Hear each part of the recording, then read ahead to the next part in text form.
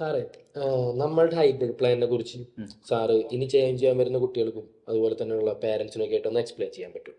Explain ചെയ്യാലോ.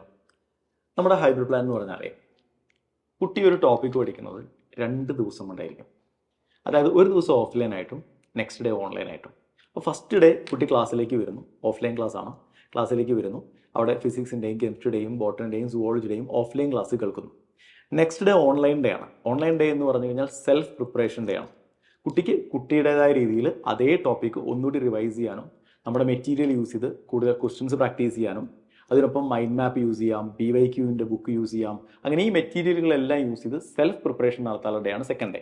അപ്പോൾ ആ ഡേയിൽ ഇപ്പോൾ തലേന്ന് കേട്ട ക്ലാസ്സിൽ എന്തെങ്കിലും ഒരു ക്ലാരിറ്റി കുറവ് തോന്നുകയാണ്, ഏതെങ്കിലും ടോപ്പിക് ഒന്നുകൂടി കേട്ടാൽ കൊള്ളാമെന്ന് തോന്നുകയാണെങ്കിലൊക്കെ കുട്ടിക്ക് അതിനെ സപ്പോർട്ട് ചെയ്യാൻ വേണ്ടി നമ്മുടെ റെക്കോർഡഡ് ക്ലാസ്സുകൾ കൂടി ഉണ്ടാവും. അപ്പോൾ അങ്ങനെ 2 ദിവസം കൊണ്ട് ഒരു ടോപ്പിക്ക് ക്രിസ്റ്റൽ ക്ലിയർ ആക്കിയിട്ട് തേർഡ് ഡേ ഓഫ്ലൈൻ ക്ലാസ്സിലേക്ക് വരുന്ന കുട്ടി അന്ന് ആദ്യം ചെയ്യുന്ന കാര്യം കഴിഞ്ഞ ദിവസം പഠിച്ച ടോപ്പിക് എന്നുള്ള എക്സാം എഴുതണം. ആ എക്സാം കഴിഞ്ഞിട്ടായിരിക്കും തേർഡ് ഡേയിലെ ഓഫ്ലൈൻ ക്ലാസ്സിലേക്ക് കുട്ടി കിടക്കുന്നുണ്ടാവുക.